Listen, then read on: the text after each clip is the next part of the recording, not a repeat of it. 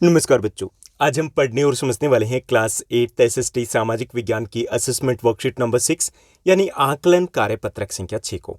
यह आपकी 1 नवंबर 2021 की वर्कशीट रहेगी। ये जो आपकी असेसमेंट वर्कशीट होती है आपकी क्लास टेस्ट आपके यूटी की तरह होती है। सो आपसे एक्सपेक्ट है, आपसे उम्मीद की जाती है कि आप इनको खुद कीजिए, सेल्फ कर सकते हो। दैट्स ग्रेट, बहुत अच्छी बात है, क्योंकि इससे आप खुद का मूल्यांकन या आकलन कर पाते हो कि आपने कितना पढ़ा है, कितना समझा और कितना आपने सीखा है। अगर आप खुद नहीं कर सकते या खुद नहीं करना चाहते तो भी एटलीस्ट ट्राई ज़रूर करना है। सबसे पहले आपको खुद इस असेसमेंट वर्कशीट को सॉल्व करना है और जो भी आपके आंसर या सॉल्यूशन रहते हैं उनको आप इस वीडियो के साथ मैच या टैली कर सकते हो। Let's begin. चलिए शुरुआत करते हैं हम आज की इस असेसमेंट वर्कशीट नंबर 6 की। आज की हमारी असेसमेंट वर्कशीट सब्जेक्टिव रहेगी। इट मीन्स इसमें 1 मार्कर, 2 मार्कर, 3 मार्कर और 5 मार्कर सभी टाइप के क्वेश्चन रहेंगे। और इसमें हमें एक अनुच्छेद दिया गया हिस्ट्री के 5वां चैप्टर है हमारा, जब जनता बगावत करती है 1857 और उसके बाद, उस पर आधारित हमारा प्रश्न पत्र रहेगा, यानी कि आज की हमारी असेसमेंट वर्कशीट रहेगी। सबसे पहले हम अनुच्छेद को पढ़ेंगे, समझेंगे और उसके बाद जो आसान से प्रश्न दिए गए हैं उनको हम सॉल्व करेंगे। Let's begin. चलिए शुरुआत करते हैं। तो यहाँ पे बात की जा रही है उथल पुथल की। किस उथल पुथल के बावजूद अंग्रेजों ने हिम्मत नहीं छोड़ी? कौन सी उथल पुथल? ये 1857 की क्रांति की बात की जा रही है कि जगह जगह से विद्रोह कर दिया जाता, जगह जगह से क्रांति कर दी जाती है, लेकिन अंग्रेज हिम्मत नहीं छोड़ते, भागते नहीं हैं। उन्होंने अपनी पूरी ताकत लगा करके, योजना लगा करके विद्रोह को कुचलने का फैसला किया। उन्होंने इंग्लैंड से और फौजी मंगवाए, विद्रोहियों को जल्द से जल्द सजा देने के लिए नए कानून बनाए और विद्रोह के मुख्य केंद्रों पर एक एक करके धावा डोला। यानी कि धावा कैसे बोला? एक एक करके। ऐसा नहीं था कि सबके साथ एक साथ ही पंगा ले लिया। उन्होंने टारगेट किया कि पहले हमें इस केंद्र के ऊपर धावा बोलना है, ताकि उनकी ताकत है वो एकजुट रह सके। सितंबर 1857 तक दिल्ली दोबारा अंग्रेजों के कब्जे में आ गई थी, यानी कि 3 या 4 महीने लगे थे उनको, लेकिन दोबारा कब्जे में ले लिया था।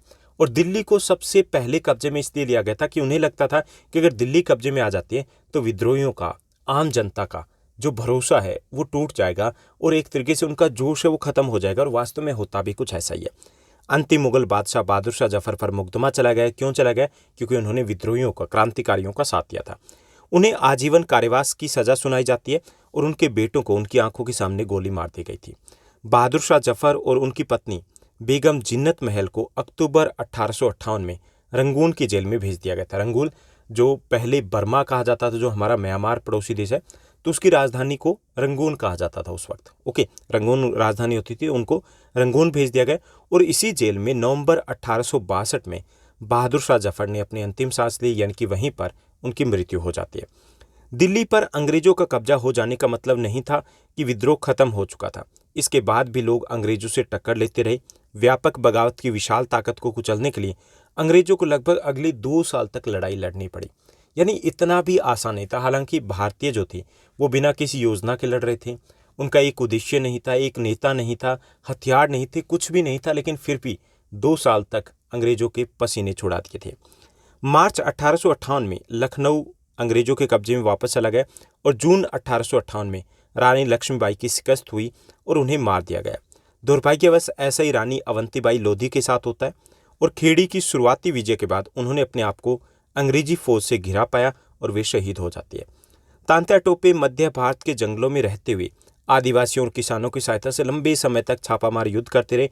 और जिस तरह पहले अंग्रेजों के खिलाफ जो मिली सफलताओं से जो विद्रोहियों को उत्साह मिला था, उसी तरह विद्रोही ताकतों की जो हार हुई थी उससे लोगों की हिम्मत टूटने लगी।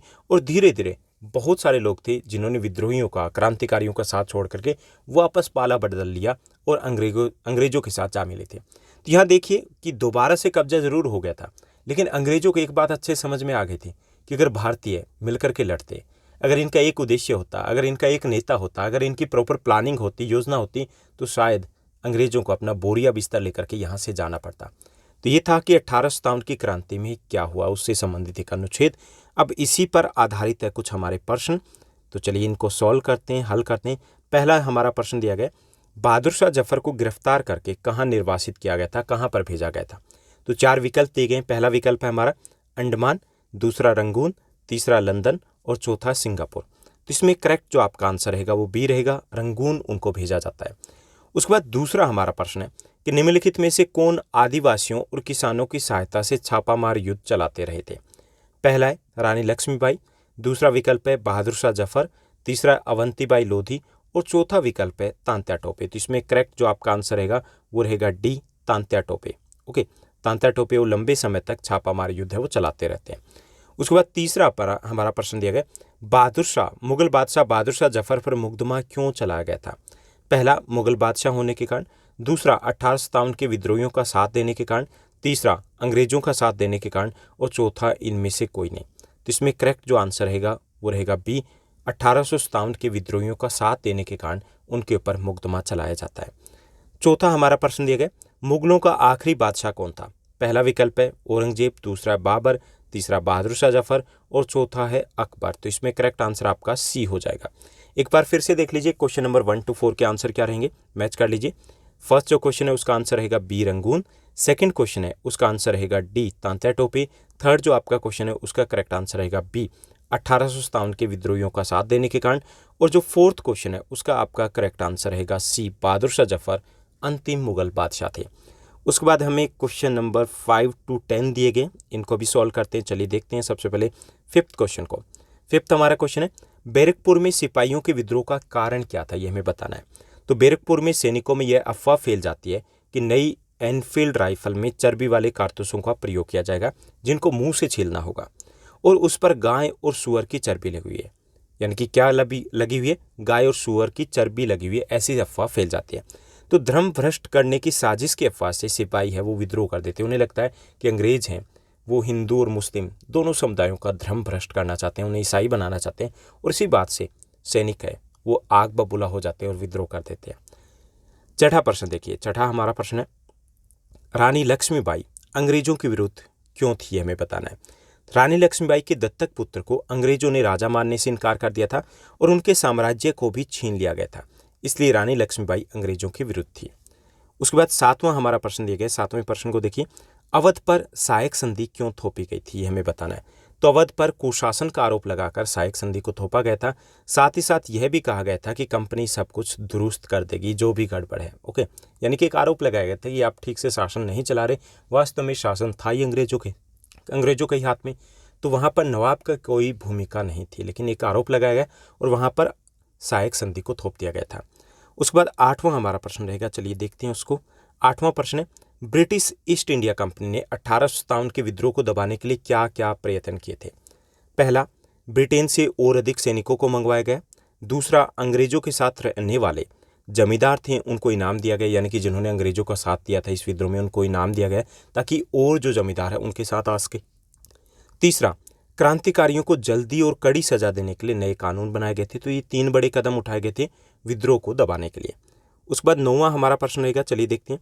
9वां प्रश्न है, बहादुर शाह जफर के द्वारा 1857 के विद्रोह का नेतृत्व किए जाने का समाचार जो था उसका विद्रोह पर क्या प्रभाव पड़ा, ये हमें बताना है। ठीक, यानी कि जब ये खबर आती है कि 1857 का जो विद्रोह उसका नेतृत्व वो बहादुर शाह जफर करेंगे तो विद्रोहियों के ऊपर उसका क्या प्रभाव पड़ता है, ये हमें बताना है। तो इसमें पहला कि इससे क्रांतिकारियों में उत्साह भर जाता है।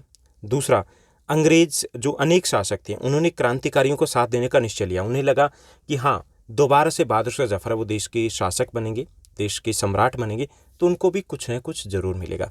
तीसरा, इससे आम जन की भावना है वो भी क्रांतिकारियों के साथ जुड़ गई। आम जन ने भी खुल करके अब क्रांतिकारियों का साथ देने का फैसला लिया। तो काफ़ी ज़्यादा प्रभाव पड़ा था जब बहादुर शाह जफर ने ये घोषणा की कि वो विद्रोह का नेतृत्व करेंगे। उसके बाद 10वां हमारा प्रश्न है, 10वां प्रश्न भी काफ़ी इंपॉर्टेंट है कि 1857 के विद्रोह के परिणाम क्या हुए थे, ये हमें बताना है कि क्या परिणाम हुए, संक्षेप में हमें वर्णन करना है। तो कंपनी का शासन समाप्त कर दिया गया। पहला परिणाम तो ये हुआ कि कंपनी के अधीन थे अब तक हम, उसके शासन को समाप्त कर दिया गया और अब ब्रिटिश राज की शुरुआत हुई, यानी हम सीधे तौर पर ब्रिटेन के अधीन आ गए। दूसरा, भारत के गवर्नर जनरल के पद को अब वायसराय कहा जाने लगा, यानी पहले गवर्नर जनरल कहा जाता था, अब कहा जाने लगा वायसराय। तीसरा, भारतीय शासकों के अधिकारों को मान्यता दे दी गई कि उनको हालांकि ब्रिटेन की अधीनता स्वीकार करनी थी, लेकिन उनके अंदरूनी मामलों में अब जो ब्रिटिश है वो दखल अंदाजी नहीं करेंगे। चौथा, रियासतों को अपने दत्तक पुत्रों को सौंपने की छूट दे दी गई कि वो अपने दत्तक पुत्र मतलब गोद लिए हुए पुत्र हैं उनको अपना राज्य सौंप सकते हैं। तो ये थे परिणाम 1857 की क्रांति के। तो ये थी हमारी आज की बेहद आसान वर्कशीट। उम्मीद करता हूँ सब कुछ आपको अच्छे से समझ में आया होगा। अगर आपको ये वर्कशीट अच्छी लगी तो इस वर्कशीट को लाइक और शेयर जरूर कीजिएगा। आज के लिए बस इतना ही। Thank you, bye bye, have a nice day. मिलते हैं नेक्स्ट वीडियो में।